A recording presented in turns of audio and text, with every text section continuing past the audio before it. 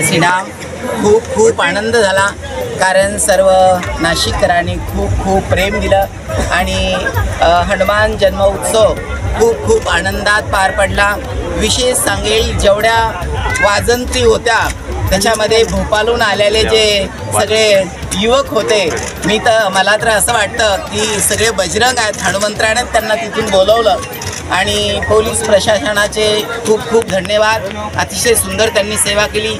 सर्व पत्रकार बंधूंचे धन्यवाद.